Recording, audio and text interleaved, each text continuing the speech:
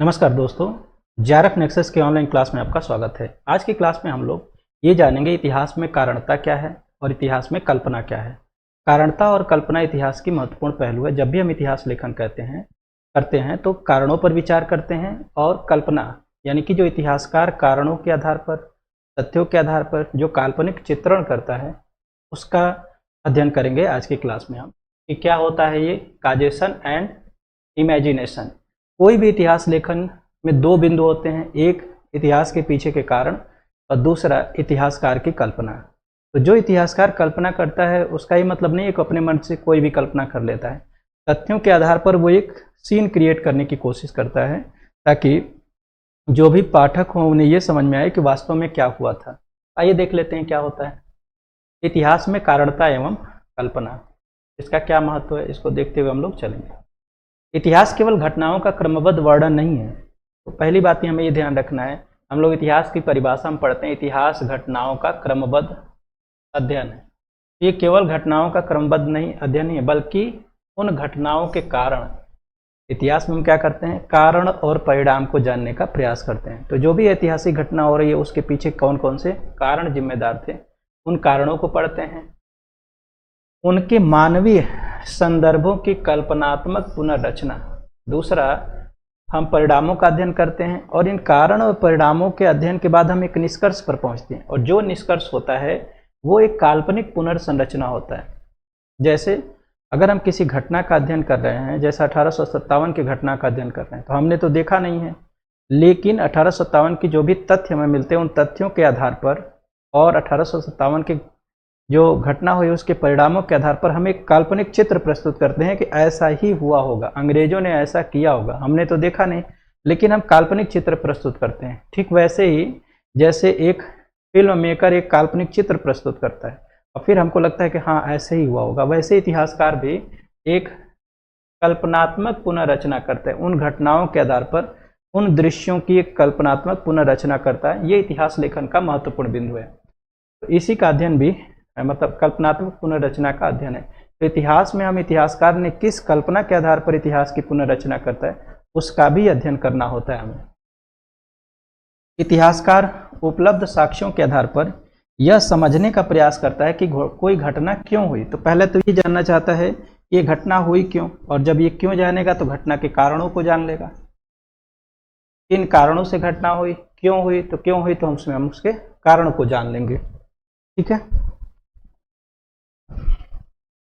और उसके कौन कौन से और उसके पीछे कौन कौन से सामाजिक कारण जिम्मेदार थे। तो क्यों हुई और क्यों हुई तो क्यों हुई, तो इसमें हमें जो छुपी हुई तत्व मिलते हैं कि उसके पीछे के सामाजिक कारण कौन कौन से थे, आर्थिक कारण कौन कौन से थे। तो सामाजिक कारण क्या थे, आर्थिक कारण क्या थे, आपके राजनीतिक कारण कौन कौन से थे, तथा सांस्कृतिक कारण कार्यरत थे। कौन कौन से कारण उस घटना के पीछे कार्य कर रहे थे।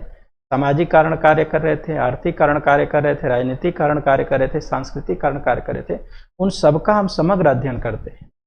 उन सबके अध्ययन के बाद धीरे धीरे हम निष्कर्षों की तरफ बढ़ते हैं और तब हम एक काल्पनिक पुनर्रचना बनाते हैं कि ये हुआ था और ये घटना ऐसे हुई होगी। ये हमारी काल्पनिक पुनर्रचना होगी।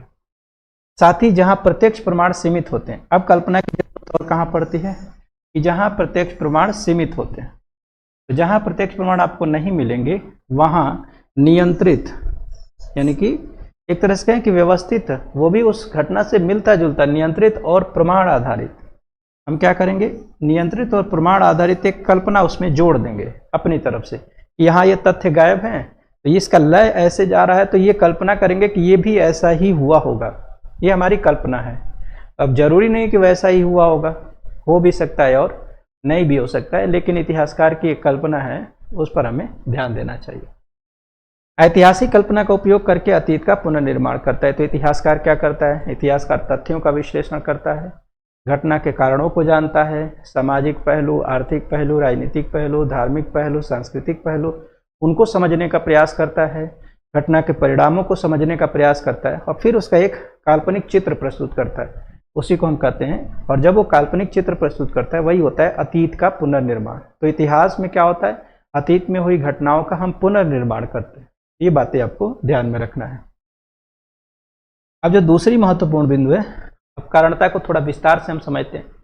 कारणता इतिहास लेखन की एक मूलभूत एवं केंद्रीय अवधारणा है। तो बिना कारणता के इतिहास संभव नहीं है। तो इतिहास की एक मूलभूत अवधारणा है। इसका अर्थ किसी ऐतिहासिक घटना के पीछे कार्य करने वाले कारणों की खोज करना। इसका क्या अर्थ है कि किसी भी ऐतिहासिक घटना के पीछे कौन कौन से कारण जिम्मेदार थे। तो पहला काम है कि हम कारणों की खोज करेंगे, उन कारणों का हम विश्लेषण करेंगे। जैसा कभी मैंने बताया कि अगर हमें इतिहास लेखन करना है तो हम कारणों को खोजेंगे, उन कारणों का विश्लेषण करेंगे और क्या करेंगे, उन कारणों के आपस में क्या परस्पर संबंध है। जैसे सामाजिक कारण का हमने खोज किया, फिर आर्थिक कारण की खोज किया, फिर सामाजिक और आर्थिक कारण का क्या आपसी संबंध है उसका भी अध्ययन करेंगे, की व्याख्या करना है। इतिहास केवल घटनाओं का काल क्रमानुसार वर्णन नहीं करता, बल्कि यह भी स्पष्ट करता है कि कोई घटना क्यों घटी। अभी हम लोगों ने ऊपर पढ़ा भी था किन परिस्थितियों में घटी। एक तो क्यों घटी और घटने के पीछे परिस्थितियां कौन कौन सी जिम्मेदार थी। ये परिस्थितियां ही कारण का निर्माण करती, उसके क्या परिणाम हुए। तो तीन चीजें हमने देखा। पहला कि घटना क्यों घटी, दूसरा परिस्थितियां कौन सी थी, क्योंकि परिस्थितियां ही हम लोग कहते हैं कि मानव परिस्थिति का दास होता है। परिस्थितियां मानव को कार्य करने के लिए मजबूर कर देती हैं। तो ये परिस्थितियां ही हैं जो घटना को उद्वेलित करती हैं, घटना को जन्म देती हैं, और जब वो घटना हो गई तो उसके क्या परिणाम निकले। तो ये तीन चीजें हमें ध्यान में रखना है कि घटना क्यों हुई, घटना के पीछे कारण क्या थे, और फिर उसकी परिस्थितियां। घटना क्यों हुई, क्या मतलब घटना किस परिस्थिति में हुई और उसके क्या परिणाम निकले, इसी को हम लोग जानने का प्रयास करते हैं। इसी कारण इतिहास को क्या कहते हैं, कारणों और परिणामों। इतिहास क्या है, कारण और परिणाम। ये दो चीजें हम जान लें तो इतिहास के पुनर्निर्माण में हम काफी ज्यादा सक्षम हो जाते हैं। तो कारणों और परिणामों के अध्ययन का विषय माना जाता है। तो इतिहास ऐसा नहीं है जैसे कि हम लोग सोचते आए हैं कि बीत गई जो अतीत की परिस्थितियां उसका अध्ययन इतिहास है। भाई अतीत की परिस्थितियां कौन सी हैं, किन परिस्थितियों का हम अध्ययन करें और किन को हम छोड़ दें। ये एक विषय बड़ा ही रोचक विषय बन जाता है कि हम किसका अध्ययन करें और किसका छोड़ दें। और अभी तक हम लोगों ने देखा कि इतिहासकारों के अलग अलग मत है। कुछ महिलाओं के इतिहास का अध्ययन करने पर जोर देता है, कुछ राजाओं के इतिहास पर का अध्ययन करने पर जोर देता है, कुछ दलितों के इतिहास, कुछ आदिवासियों के इतिहास का अध्ययन करने पर जोर देता है, कुछ समग्र रूप से समाज का अध्ययन करने पर जोर देता है, कुछ अपनी प्रशासनिक नीतियों के अध्ययन करने पर जोर देते हैं। तो अलग अलग तरह की विचारधाराएं भी हमें दिखाई देती है। इतिहास की प्रत्येक घटना के पीछे अनेक प्रकार के कारण कार्य करते हैं। तो जो इतिहास की घटनाएं होती हैं उसके पीछे अनेक कारण होते हैं जो हम लोगों ने पढ़ा, जैसे राजनीतिक, सामाजिक, आर्थिक, धार्मिक, सांस्कृतिक, वैचारिक, भौगोलिक, मनोवैज्ञानिक। देखिए कारणों में मनोवैज्ञानिक कारण भी हो सकता है। अब जैसे हिटलर जो जर्मनी का तानाशाह बना, तो ऐसा थोड़ी था कि हिटलर अपनी मर्जी से तानाशाह बन गया और बाकी ने कुछ बोला ही नहीं। उस समय जर्मनी की तमाम जनता मनोवैज्ञानिक रूप से ऐसे शासक को ढूंढ रही थी। ये बात आपको ध्यान में रखना है कि जर्मनी में जो कुछ भी हो उसके लिए सिर्फ हिटलर जिम्मेदार नहीं था, बल्कि एक मनोवैज्ञानिक कारक जिम्मेदार था जो जर्मनी की जनता द्वारा उस मनोवैज्ञानिक शासक की मांग थी, और उनकी मनोवैज्ञानिकता के आधार पर हिटलर जो है अपने जो भी कार्य किया उन कार्यों को करता गया, क्योंकि उसे हिटलर की जनता का समर्थन प्राप्त था, हिटलर के एक विशेष वर्ग का समर्थन प्राप्त था। इसलिए हिटलर ने एक दूसरे विशेष वर्ग पर अत्याचार किया। तो ऐसा हम नहीं कह सकते हैं कि सिर्फ इन सारी घटनाओं के पीछे एकमात्र व्यक्ति हिटलर जिम्मेदार था। एकमात्र व्यक्ति कभी किसी घटना के पीछे जिम्मेदार नहीं होता। उसके पीछे क्या होते हैं, अगर कोई व्यक्ति तानाशाह बन रहा है तो उसके पीछे का कारण वहाँ के लोगों की मनोवैज्ञानिक धारणा है कि वो वैसे व्यक्ति को अपना शासक बनाना चाहते हैं, वो उस तरह के शासक को स्वीकार करना चाहते हैं। अगर वो मनोवैज्ञानिक दृष्टि से इतर होगा तो वहाँ विद्रोह हो जाएगा। जैसे फ्रांस का विद्रोह हो गया, रूस का विद्रोह हो गया, तो तमाम देशों में विद्रोह होते रहे, क्योंकि लोगों के मनोवैज्ञानिक जैसा लोगों का मनोविज्ञान था उसके हिसाब से अगर शासक शासन नहीं कर रहा है तो वहाँ विद्रोह की स्थिति बन जाएगी। लेकिन अगर लोगों का मन उसी तरह उसी दिशा में जा रहा है, एक वर्ग विशेष को टारगेट करने के लिए जा रहा है, तो स्वाभाविक सी बात है कि तानाशाह शासक का जन्म होगा। ये बात हमेशा ध्यान रखिएगा। इतिहास से हमें एक चीज़ सीखने को मिलती है कि जब भी किसी देश या किसी राष्ट्र में या फिर किसी समुदाय विशेष में रहने वाले लोग किसी दूसरे समुदाय विशेष के प्रति नकारात्मक दृष्टिकोण अपना लें तो तानाशाही सरकार का जन्म होता है। तो ऐसी सरकार हमेशा तानाशाह होती है, क्योंकि उसे एक विशेष समूह वर्ग का मनोवैज्ञानिक समर्थन प्राप्त होता है, जो उस मनोवैज्ञानिक समर्थन के आधार पर एक दूसरे समुदाय वर्ग पर अत्याचार करता है।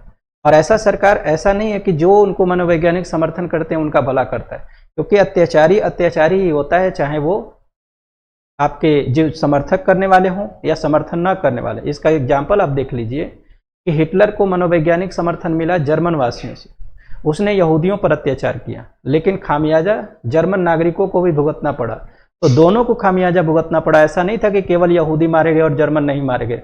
उसकी मूर्खता की वजह से दोनों नागरिक मारे गए, दोनों ने प्रताड़ना झेली। तो व्यक्ति बदनाम हुआ सिर्फ एक हिटलर, लेकिन हिटलर को बनाने वाले एक विशेष वर्ग समुदाय के लोग थे। तो ये बात इतिहास से हमें ये सीख मिलती है कि कभी भी हमें अपने शासक का चयन करते समय इस बात का ध्यान रखें कि कहीं शासक किसी दूसरे वर्ग विशेष के प्रति द्वेष तो नहीं न रख रहा है। अगर वो शासक एक वर्ग विशेष के प्रति द्वेष रखता है तो स्वाभाविक सी बात है कि वो सभी वर्गों पर अत्याचार करेगा। ये इतिहास से हमें सीख मिलती है और यही हमें हिटलर से सीख मिलती है। तो ये चीज़ हमें ध्यान रखना है, इतिहास मनोवैज्ञानिकता को भी जन्म देता है। कोई भी महत्वपूर्ण ऐतिहासिक घटना सामान्यतः किसी एक कारण का परिणाम नहीं होती। अब ये नहीं है कि सिर्फ हम मनोवैज्ञानिक कारण को हम जिम्मेदार माने, उसके लिए भौगोलिक परिस्थितियां भी जिम्मेदार होती हैं, उसके लिए संस्कृति भी जिम्मेदार होती है, उसके लिए सामाजिक परिस्थिति भी जिम्मेदार होती है, उसके लिए आर्थिक परिस्थिति भी जिम्मेदार होती है, उसके लिए धार्मिक परिस्थिति भी जिम्मेदार होती है। तो ये सारी चीज़ें जिम्मेदार होती हैं, बल्कि अनेक कारणों का संयुक्त प्रभाव होता है। इसलिए इतिहासकार का दायित्व तो केवल कारणों की सूची प्रस्तुत करना नहीं, बल्कि यह निर्धारित करना भी है कि कौन सा कारण मूल था। अब देखिए, कारणों में भी बहुत सारे कारण हैं। अब इतिहासकार का दायित्व तो ये भी बन जाता है कि वो किसकी खोज करे, वो मूल कारण की खोज करे। तो मूल कारण क्या है ये भी हमें जानना होगा। सहायक कारण की खोज करें, कौन सा कारण सहायक था, कौन सा कारण मूल था, कौन सा कारण सबसे अधिक प्रभावी था, इसकी भी खोज करना होगा। कौन सा कारण जो था वो कम प्रभावित था, इसकी भी खोज करना होगा। ईएचकार ने क्या कहा है, ईएचकार की पुस्तक अभी मुझे लगता है कि आप लोग को याद हो गया होगा, व्हाट इज हिस्ट्री में कहा है कि history is the study of causes, यानी कि इतिहास कारणों का अध्ययन है, यानी किन कारण से घटना हुई। अब कारणों में भी कई तरह के कारण होंगे जिसको आगे हम लोग देखेंगे। इतिहास कारणों का अध्ययन है। उनके अनुसार इतिहासकार का सबसे महत्वपूर्ण कार्य क्या है, इतिहासकार का जो सबसे महत्वपूर्ण कार्य है वो घटनाओं के कारणों की खोज करना। इतिहासकार का प्रमुख कार्य है कि घटनाओं के कारणों की खोज करे तथा उन्हें उनके महत्व के अनुसार क्रमबद्ध करे। कि जो कारण है, जो महत्वपूर्ण कारण है उसको प्रायोरिटी दे, जो गौण कारण है मतलब जिसकी बहुत महत्वपूर्ण नहीं है उसको दूसरे या तीसरे स्थान पर रखें। तो उसको क्रमबद्ध करना भी इतिहास का कार्य है। उन्होंने स्पष्ट किया कि इतिहास में किसी एक कारण को निर्णायक मानना उचित नहीं है, क्योंकि प्रत्येक ऐतिहासिक घटना अनेक कारणों की श्रृंखला का परिणाम होती है, जो हम लोग पढ़ ही चुके हैं। इतिहास का कार्य उन कारणों के बीच संबंध स्थापित करना और यह बताना है कि कौन सा कारण सबसे अधिक प्रभावी है। मार्क ब्लॉक ने भी इसी तरह की बात कही है। उन्होंने हिस्टोरियन क्राफ्ट में कहा कि इतिहासकार का सबसे महत्वपूर्ण प्रश्न क्या है, क्यों है। अभी हम लोगों ने ऊपर देखा था कि इतिहासकार सबसे पहले क्या ढूंढता है, क्यों, ये घटना क्यों हुई, या फिर जिस परिघटना का हम वर्णन करें, जिस राजनीतिक तंत्र या जिस समाज या जिस संस्कृति का हम वर्णन करें, वो संस्कृति क्यों बनी, कैसे बनी, इन बिंदुओं को हम जानने का प्रयास करते। कोई घटना क्यों घटी उसको जानने का प्रयास करते। उनके अनुसार किसी भी ऐतिहासिक घटना की वास्तविक समझ तभी विकसित होती है जब उसके कारणों का गहन अध्ययन किया जाता है। तो जब हम कारणों का गहन अध्ययन करेंगे तभी हम किसी निष्कर्ष पर पहुंच पाएंगे। उन्होंने सामाजिक, आर्थिक, सांस्कृतिक कारणों को राजनीतिक कारणों के समान महत्वपूर्ण माना। तो जनरली जो शुरुआती इतिहास लिखा गया था उसमें इस बात पर बल दिया गया कि कारणों में जो राजनीतिक कारण है यही महत्वपूर्ण कारण होते हैं। लेकिन बाद के इतिहासकारों ने बात कहा कि नहीं, केवल राजनीतिक कारण महत्वपूर्ण नहीं होते हैं, बल्कि सामाजिक कारण भी उतना ही महत्वपूर्ण होता है, आर्थिक कारण भी उतना ही महत्वपूर्ण होता है, सामाजिक कारण भी उतना ही महत्वपूर्ण होता है। सबसे बड़ी बात है कि मनोवैज्ञानिक कारण, कि वहाँ के लोगों में जिस राष्ट्र विशेष या जिस देश विशेष का हम अध्ययन, इतिहास का अध्ययन करें या फिर जिस राष्ट्र का इतिहास लिख रहे हैं, वहाँ के लोगों की मनोवैज्ञानिक धारणा क्या है, वो लोग किस मनोविज्ञान के तहत चल रहे हैं। क्या वो किसी धर्म विशेष या किसी समुदाय विशेष के प्रति नकारात्मक धारणा लेके चल रहे हैं। जैसे अमेरिका में अगर हम बात करें तो अमेरिका में आज भी गोरे और काले का भेद है। गोरे लोग आज भी काले लोगों से भेदभाव करते हैं, इसके लिए वहाँ तमाम कानून बना हुआ है। भारत जैसे देश में देखें तो यहाँ पे जातिगत आधार पर भेदभाव दिखाई देता है। तो ये सब क्या है, ये सांस्कृतिक कारण के अंतर्गत इसका अध्ययन हम नहीं करेंगे। ये एक मनोवैज्ञानिक कारण है, क्योंकि इसमें सुधार मनोविज्ञान के आधार पर होगा। इसको ऐसे समझ सकते हैं कि जैसे एक व्यक्ति के घर में थाली है और उसको कुत्ते ने चाट लिया तो वो उसमें भोजन कर लेगा दोबारा धुल करके, लेकिन एक वर्ग विशेष का व्यक्ति उसे छू लिया तो उसे अछूत मान लेगा। इस तरह की जो मनोवैज्ञानिक धारणा है, इसमें संस्कृति तो कुछ दिखाई नहीं देती है कि कुत्ते का चाटा आप खा ले रहे हो लेकिन मानव का छुआ आप नहीं खा रहे हो, तो ये कहीं ना कहीं आप मनोरोग से ग्रसित हो।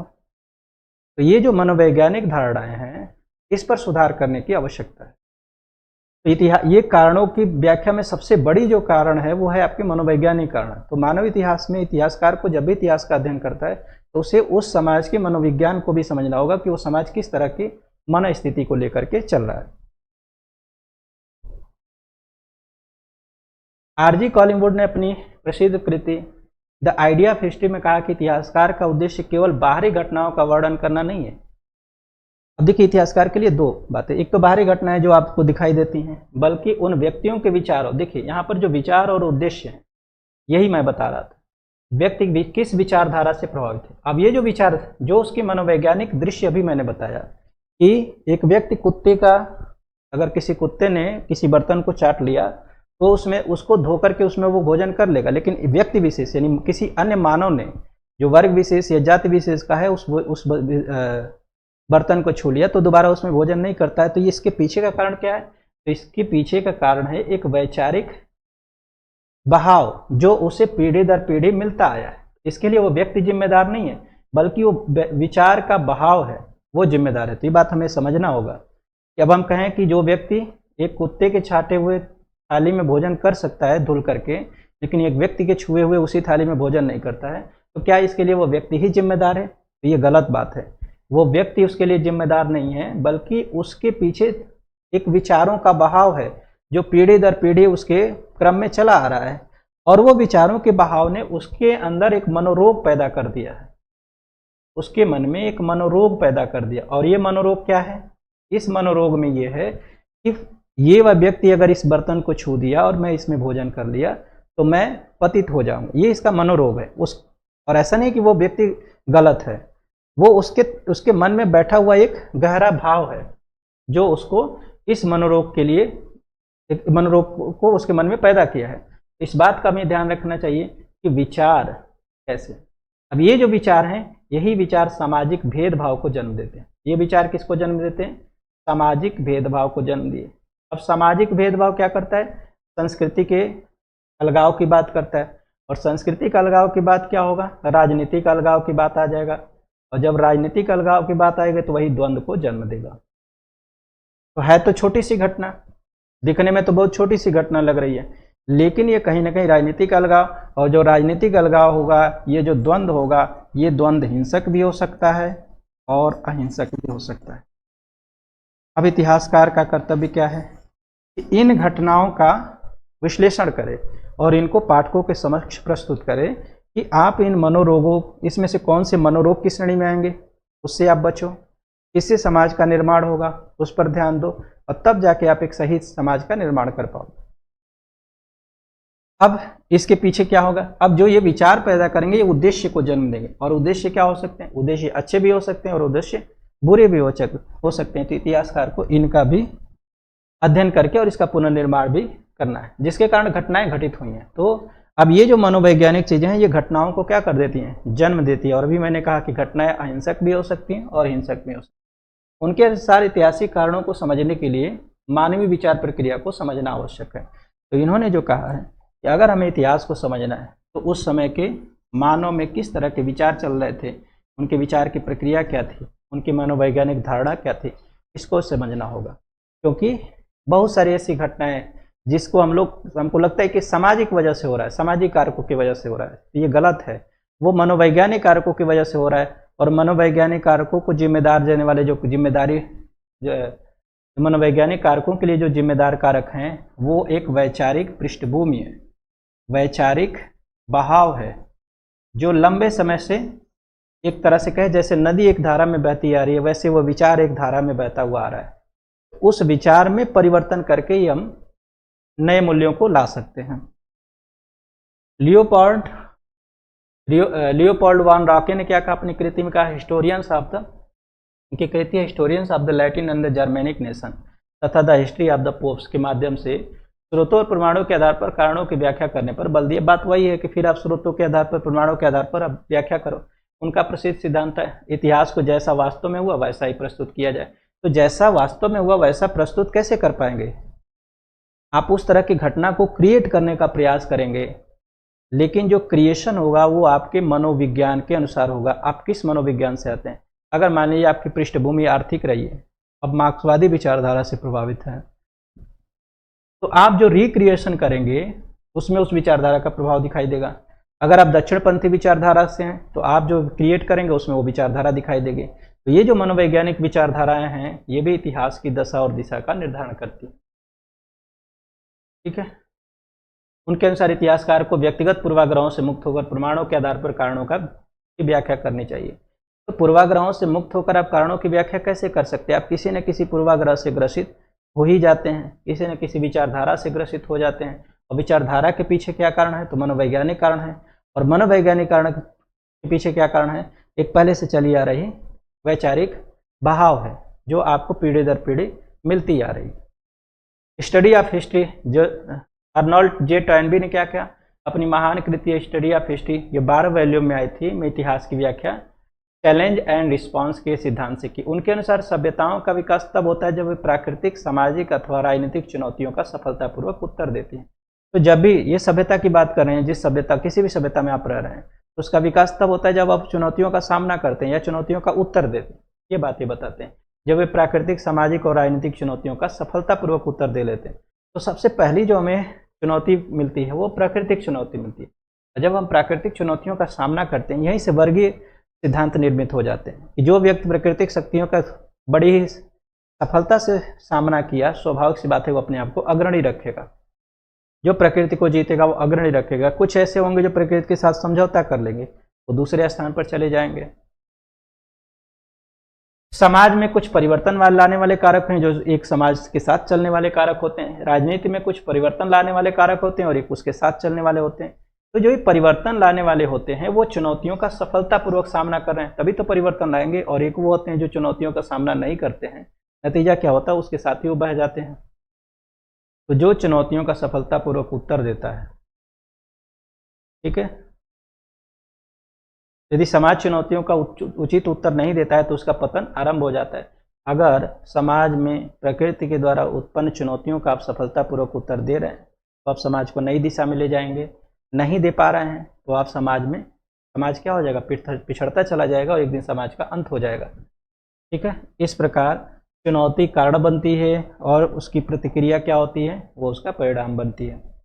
हर्बर्ट बटरफील्ड ने क्या कहा अपनी प्रसिद्ध पुस्तक में wing of interpretation of history में? इतिहास की एक पक्षीय कारण व्याख्या का विरोध किया। इन्होंने कहा कि अगर आप किसी भी घटना का एक पक्षीय आप विरोध कर रहे हैं, एक पक्षीय आप व्याख्या कर रहे हैं, तो कहीं ना कहीं आप गलत दिशा में जा रहे हैं। एक पक्षीय व्याख्या नहीं होनी चाहिए। एक पक्षीय कारण को आप नहीं ले सकते। आप कारणों का क्या करेंगे? संतुलन विश्लेषण करेंगे। इतिहासकार को वर्तमान मूल्यों के आधार पर अतीत का मूल्यांकन नहीं करना चाहिए। अब एक बात और कहते हैं कि अभी वर्तमान में जो मूल्य हैं वो कहीं ना कहीं एक विचार के द्वारा आई हैं।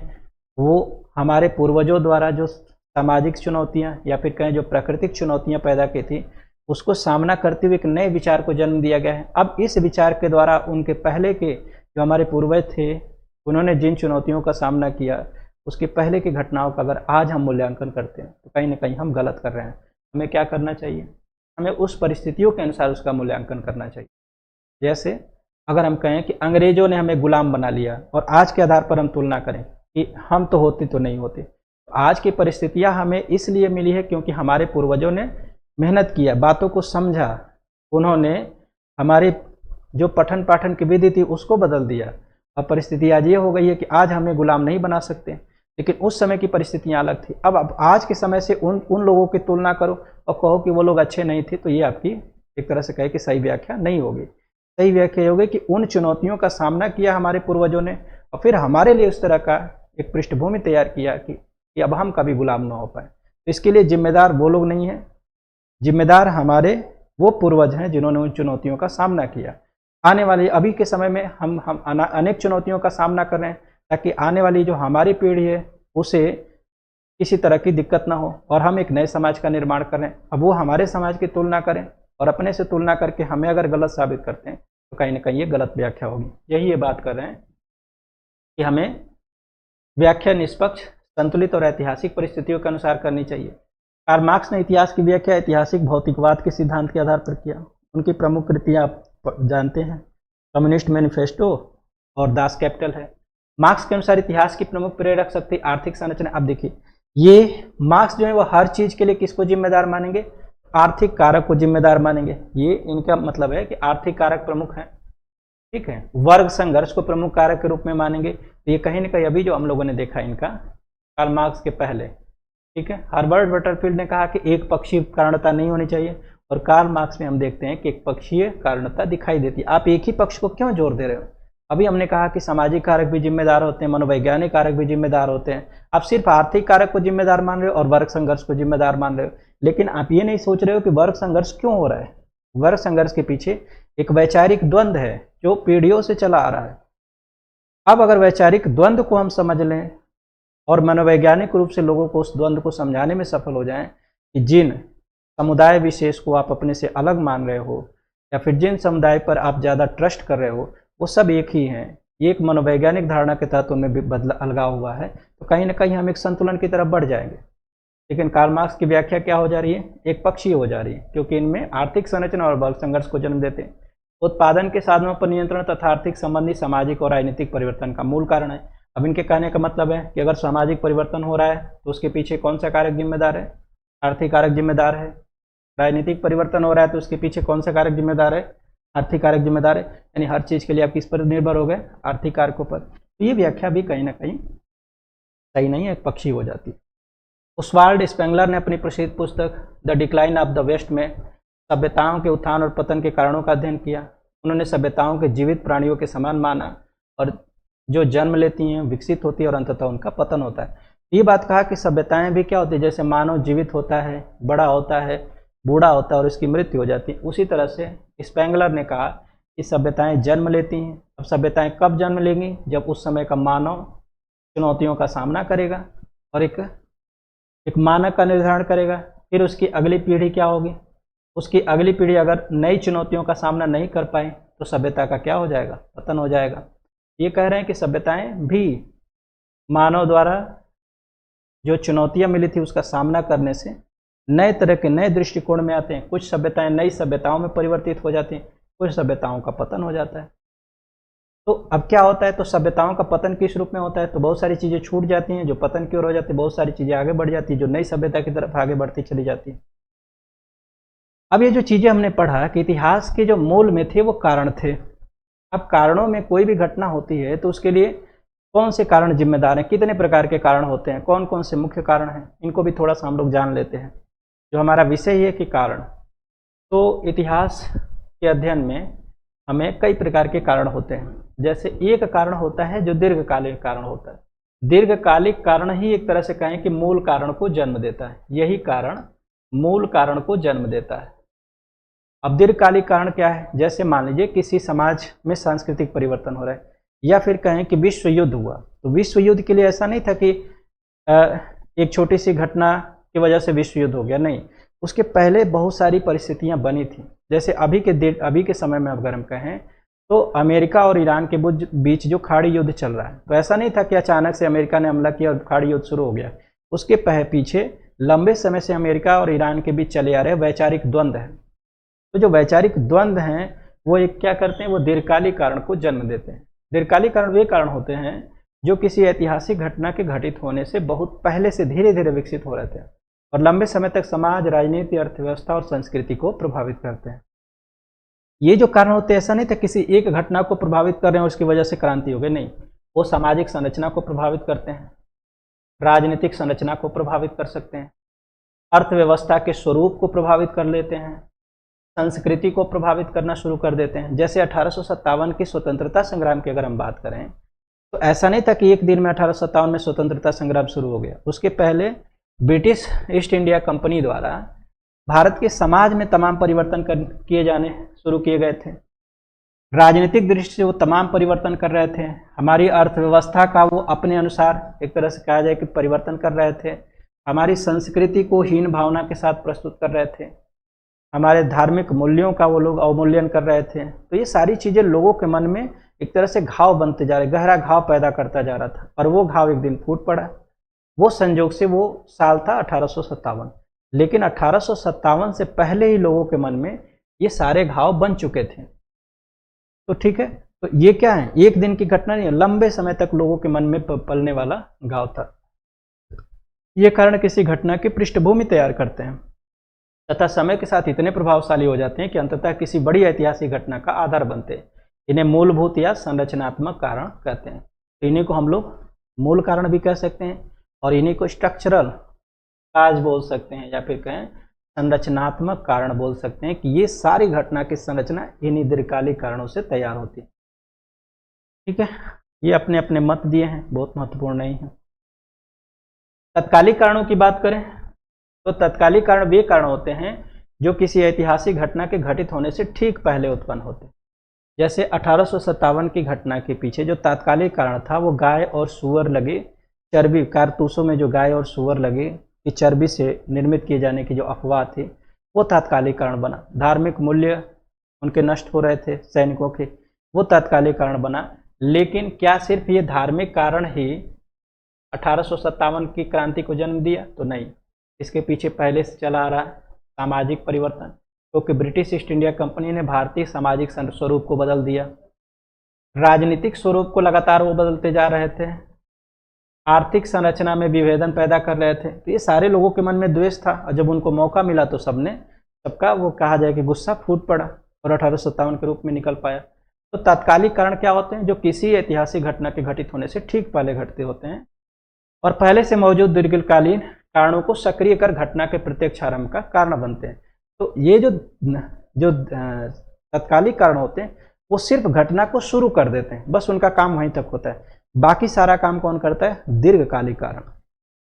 उन्हें तात्कालिक या निकटस्थ या प्रेरक कारण भी कहते हैं। तो इनको हम तात्कालिक कारण कह सकते हैं, निकटस्थ कारण कह सकते हैं, या फिर प्रेरक कारण कह सकते हैं कि इन्होंने प्रेरित कर दिया। गुस्सा पहले से था, अब वो गुस्सा फूट पड़ा। ये स्वयं हमेशा मूल कारण नहीं होते, बल्कि पहले से विकसित परिस्थितियों को विस्फोटक रूप प्रदान कर देते हैं। ये मूल कारण में नहीं आते, ये पहले से जो परिस्थितियां चली आ रही हैं उसको विस्फोटक रूप दे देते हैं। ठीक है, अब यहाँ ईएचकार ने एक बात कहा है कि हमें केवल जब भी हम इतिहास का अध्ययन करें तो हमें तात्कालिक कारण पर ही ध्यान नहीं देना चाहिए, क्योंकि तात्कालिक कारण तो सिर्फ घटना को शुरू करने तक का उसका काम था, बाकी उसका कोई काम नहीं था। ये ठीक साइंस में जैसे एंजाइम की हम लोग परिभाषा पढ़ते हैं कि किसी भी अभिक्रिया को शुरू कर देता है और अभिक्रिया के अंत में जो कहते हैं वो अलग हो जाता है। उसी तरह से जो तात्कालिक कारण होता है वो किसी भी घटना की प्रक्रिया को शुरू कर देता है और प्रक्रिया के अंत में क्या हो जाता है? अपने आप को बाहर कर लेता है। तो वही कह रहे हैं, अब ऐसे में क्या होगा कि इतिहासकार का दायित्व क्या बनता है कि वह सिर्फ तात्कालिक कारणों पर ना उलझा रहे, बल्कि जिसके पीछे से चली आ रही दीर्घकालिक कारणों का विश्लेषण करे, तब जाके वो सही निष्कर्ष पर पहुंच पाएगा। ठीक है, तभी संभव है जब उसके सभी कारणों का क्रमबद्ध विश्लेषण करें। ठीक है, ये बाकी ये मार्क ब्लॉच की बात करें तो इन्होंने भी यही बात कहा है कि तात्कालिक कारणों के साथ साथ हमें क्या करना चाहिए? उनकी पृष्ठभूमि का अध्ययन आवश्यक है। ये इनकी विशेषताएं क्या हैं? तो तात्कालिक कारण घटना घटित होने से ठीक पहले उत्पन्न होते हैं, ये किसी घटना के प्रत्यक्ष अंतिम कारण होते हैं, पहले से मौजूद दीर्घकालिक कारणों को सक्रिय कर देते हैं और इनका प्रभाव तो तत्कालिक दिखाई देता है, लेकिन जो दीर्घकालिक प्रभाव दिखाई देता है वो दीर्घकालिक कारणों की वजह से दिखाई देता है। इन्हें प्रायः ट्रिगर या स्पार्क, चिंगारी कहा जाता है। जैसे इंडियन रिवेलियन मैंने कहा ना कि 1857 की क्रांति में ऐसा नहीं था कि गाय और सूअर लगी चर्बी जो है यही मुख्य कारण थे। ये तो तात्कालिक कारण थे, लेकिन पहले से जो सामाजिक संरचना में परिवर्तन किए जा रहे थे ब्रिटिश ईस्ट इंडिया कंपनी के द्वारा, वो मूल कारण। अब आते हैं मूल कारण। तो हमने पढ़ा था कि जो दीर्घकालिक कारण है वही मूल कारण है। अब इसमें क्या होता है? वही बात इसमें भी लिखा गया कि मूल कारण क्या है? तो दीर्घकालिक जो घटनाएं थी उसमें गहराई से जुड़े हुए जो कारक होते हैं, घटना के सबसे गहरे, आधारभूत और निर्णायक कारण होते हैं, यही मूल कारण होते हैं। ये वे कारक हैं जिसके बिना संबंधित घटना का घटित होना संभव ही नहीं होता। तो मूल कारणों के बिना कोई घटना संभव हो ही नहीं पाती है। मूल कारण किसी घटना की वास्तविक पृष्ठभूमि का निर्माण करते हैं, अतः अन्य सहायक और तात्कालिक कारणों को प्रभावी बनाने का आधार कौन है? मूल कारण है। इन्हें आधारभूत मौलिक कारण भी कहते हैं। वही बात है, फिर वही बातें इसमें दोहरा दी गई हैं। सहायक कारण क्या होते हैं? तो सहायक कारण वो होते हैं जो मूल कारणों के साथ ही चल रहे होते हैं और तात्कालिक कारण को उत्प्रेरित करने का काम करते हैं, ये होते हैं सहायक कारण। सहायक कारण वे होते हैं जो किसी ऐतिहासिक घटना के मूल कारण तो नहीं होते हैं, किंतु उसके घटित होने में महत्वपूर्ण सहयोग प्रदान करते हैं। ये तात्कालिक घटना से जुड़े, तात्कालिक कारणों से जुड़े होते हैं, मूल कारणों में भी जुड़े होते हैं। ये कारण मूल तथा दीर्घकालिक कारणों को अधिक प्रभावशाली बनाते हैं और तात्कालिक कारणों के साथ मिलकर घटना के विकास को गति देते हैं। तो ये क्या करते हैं? जो दीर्घकालिक कारण आ रहे हैं उन्हीं के साथ चलते आ रहे होते हैं और उनमें उद्वेलन पैदा कर रहे होते हैं, और जो तात्कालिक कारण होते हैं उनको विस्फोटक रूप दे देते हैं। यदि सहायक कारण उपस्थित न भी हो तो घटना स्वतः घट सकती है, परंतु उसका स्वरूप, समय, तीव्रता भिन्न हो सकती है। तो जो सहायक कारण होते हैं ना, वो आग में घी डालने का काम करते हैं। जैसे आग लग चुकी है, सहायक कारण ठीक वैसे ही जैसे हम आग में घी डालते हैं। अब वो आग बुझने वाली है, फिर हमने घी डाल दिया, तो ये सहायक कारण घी का काम करते हैं और घटना को और ज़्यादा, घटना की तीव्रता को बढ़ाते जाते हैं।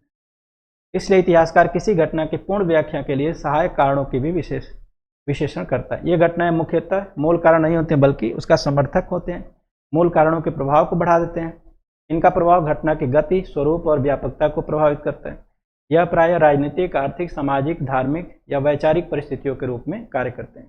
किसी घटना की समग्र व्याख्या के लिए इनका अध्ययन आवश्यक है। किसका? आपके सहायक कारण का। जैसे 1857 की क्रांति में अगर हम देखें तो ब्रिटिश ईस्ट इंडिया कंपनी की विस्तारवादी नीति और आर्थिक शोषण मूल कारण थे, जबकि सैनिकों के वेतन से जुड़ी समस्याएं। तो जब भी हम किसी घटना में शामिल होते हैं तो एक तो होता है सामाजिक परिस्थितियां और एक होता है हमारी निजी परिस्थितियां। अब जो वेतन था वो सैनिकों की निजी मामले थे, ये सहायक भूमिका में आ गए। धार्मिक आशंकाएं वो उनकी निजी भूमिका में थी।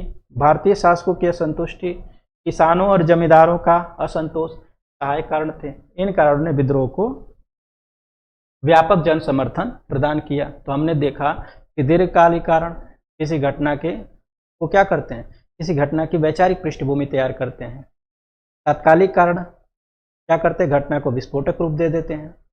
सहायक कारण, मूल कारण ही दीर्घकालिक कारण है, तो जो दीर्घकालिक कारण होते हैं उसी में मूल कारण निकल के आते हैं, और जो सहायक कारण होते हैं वो हो रही घटना को एक तरह से कहें कि और ज़्यादा प्रेरित करते हैं, जिससे घटना एक स्वरूप में परिवर्तित हो जाए, घटना का एक स्वरूप दिखाई देने लगे। तो इस तरह से ये चारों कारण मिलकर के किसी भी घटना की व्याख्या करने में सहायक होते हैं। तो जब भी कोई इतिहासकार किसी घटना की व्याख्या करे तो उसे इन चारों कारणों पर विचार करना चाहिए। अब मान लीजिए कि उसने विचार भी कर लिया, तो विचार करने के बाद जो नई बात निकल के आती है, इन विचार के आधार पर अब इतिहासकार क्या करेगा? एक व्याख्या करेगा, और व्याख्या में उसकी अपनी कल्पना शामिल होगी। यही होता है इतिहास में कल्पना। अब इतिहास में कल्पना क्या है, इसको भी थोड़ा सा समझते हुए चलते हैं। इतिहास में कल्पना का अर्थ मनगढ़ंत कहानी बनाना नहीं है। अब इसका मतलब ये नहीं कि हमारे मन में आया, हमने बोल दिया कि अकबर राजा था और बड़ा सुंदर था। नहीं, आप उस समय के लोगों ने क्या कहा है, किसने अकबर के बारे में अच्छी बातें कहा है, किसने अकबर के बारे में बुरी बातें कहा है, किसने अकबर का दृश्य देखा था, कौन अकबर के दरबार से जुड़ा था, उस समय के साहित्य में अकबर के बारे में कौन सी बातें लिखी गई, इन सारे तर्कों का विश्लेषण करोगे। विश्लेषण करने के बाद आपको खुद ब खुद एक निष्कर्ष निकलने शुरू हो जाएंगे। उस निष्कर्ष के आधार पर आप कल्पना का निर्माण करोगे। वही बात कर रहा है। बल्कि उपलब्ध स्रोतों के आधार पर अतीत की परिस्थितियों का वैज्ञानिक और तर्कसंगत पुनर्निर्माण करना ही क्या है? कल्पना है। तो कल्पना आपकी मन की बात नहीं होनी चाहिए कि मेरे मन में आ गया और मैंने कल्पना कर दिया। नहीं, आप स्रोतों का अध्ययन करेंगे, उस समय की परिस्थितियां क्या रही उसके बारे में समझेंगे, और फिर आप जो है वैज्ञानिक आधार पर एक सिनेरियो क्रिएट करेंगे, एक इमेजिनेशन क्रिएट करेंगे। जब स्रोत अपूर्ण होते हैं तब इतिहासकार साक्ष्यों के आधार पर घटनाओं, व्यक्तियों और परिस्थितियों का यथार्थपूर्वक चित्र प्रस्तुत करता है। यह कल्पना प्रमाणों की सीमा के भीतर आती है। आरजी कॉलिंगवुड ने अपनी प्रसिद्ध पुस्तक द आइडिया ऑफ हिस्ट्री में कहा कि इतिहासकार अतीत के व्यक्तियों के विचारों का अपने मन में पुनः अनुभव करता है। तो जब भी इतिहास लिखते हैं तो हम एक अनुभव करते हैं कि ऐसा हुआ होगा, उन परिस्थितियों में अपने आप को ढाल लेते हैं। ठीक है, वैसे ही जैसे एक अभिनेता जब किसी फिल्म की या फिर किसी व्यक्ति के जीवन पर अभिनय कर रहा होता है, वो उसके जैसा अपने आप को ढाल लेता है। उसी तरह से इतिहासकार उन सारे अनुभवों को अपने अंदर समाहित कर लेता है, उनकी अनुभूति करता है, और तब जाके वो काल्पनिक चित्रों का निर्माण करता है, जिससे वो काल्पनिक चित्र हूबहू वैसे दिखने लगते हैं। ये बातें हमें ध्यान रखना चाहिए। वही कारक अतीत के व्यक्तियों के विचारों को अपने मन में पुनः अनुभव करता है। उनके विचार कैसे थे, उनके जैसा अपने आप को क्रिएट करता है और तब जाके उनके अनुसार इतिहासकार एक कल्पनाशील पुनर्निर्माण की प्रक्रिया। तो अब उसके बाद वो इतिहास एक कल्पनाशील पुनर्निर्माण की प्रक्रिया। अब यहाँ से इतिहास में क्या होता है, कल्पनाशील। अब यहाँ से कल्पनाएं जो होंगी, वो जो कल्पना से जो पुनर्निर्माण होगा वो लगभग वैसा मिलता जुलता होगा। बेनेडिक्टो क्रॉस ने अपनी पुस्तक history as the story of liberty में इतिहास को वर्तमान की दृष्टि से अतीत की व्याख्या माना। तो इन्होंने माना कि हम इतिहास को जब भी देखते हैं तो अभी की दृष्टि से देख पाते हैं, उस समय की दृष्टि हमारे पास बन ही नहीं पाती है।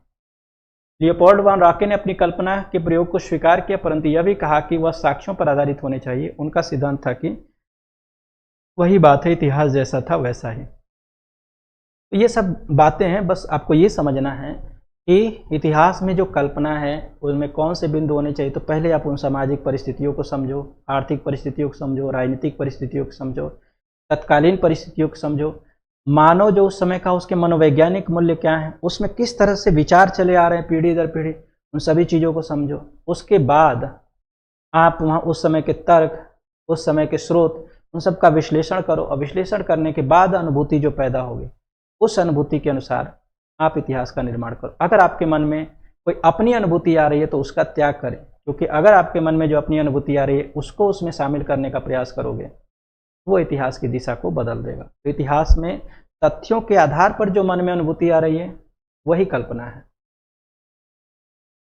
कारणता और कल्पना का संबंध क्या है? कारण इतिहास को तर्कसंगत व्याख्या प्रदान करता है, कल्पना इतिहास को जीवंत और अर्थपूर्ण निर्माण करता है। मैंने अभी बताया कि कारणता इतिहास को क्या करता है, वो अब जब आपके मन में एक तर्कसंगत व्याख्या हो जाएगी तो उसी के आधार पर एक कल्पना का आप निर्माण कर पाएंगे, और वो कल्पना क्या होगा, जीवंत और अर्थपूर्ण होगा। कारणों के बिना इतिहास केवल घटनाओं की सूची बनकर रह जाती है, और कल्पना अगर नहीं होगी तो इतिहास जो है नीरस हो जाता है। अगर किसी घटना को आप घटना का वर्णन कर रहे हैं, उसमें अपने अपनी कल्पना यानी उस घटनाओं के आधार पर जो कल्पना का निर्माण हो रहा है उसको शामिल नहीं करते हैं, तो फिर उस घटना का कोई मतलब नहीं होता। जैसे हम कहेंगे 1857 में भारत के लोगों ने अंग्रेजों से युद्ध लड़ा था। अब इसमें कोई कल्पना नहीं है, ये फैक्ट है, तो हमारे अंदर कोई संवेदना पैदा नहीं होगी।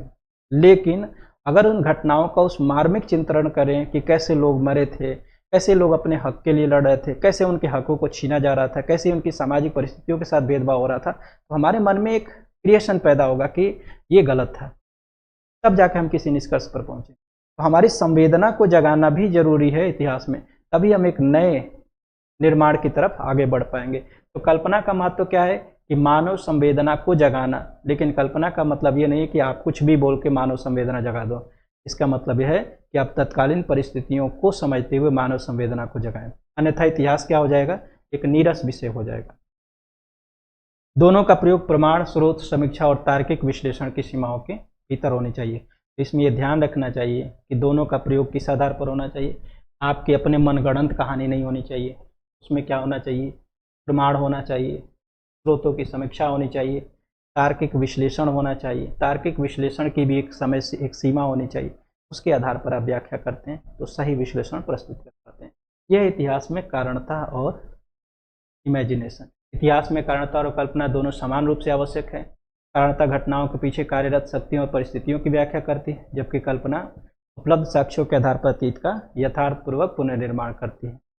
E.H. कार और R.G. कॉलिंगवुड के विचारों से स्पष्ट होता है कि एक सफल इतिहासकार वह है जो प्रमाणों के आधार पर कारणों का विश्लेषण करे तथा नियंत्रित ऐतिहासिक कल्पना के माध्यम से अतीत का सजीव रूप प्रस्तुत करे।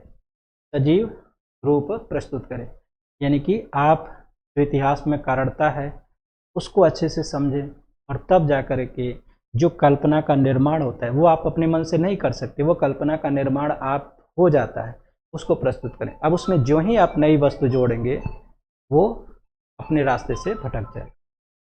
आज की क्लास को बस हम यहीं तक रखते हैं, मिलते हैं अगले क्लास में। आज के लिए बस यहीं तक, धन्यवाद।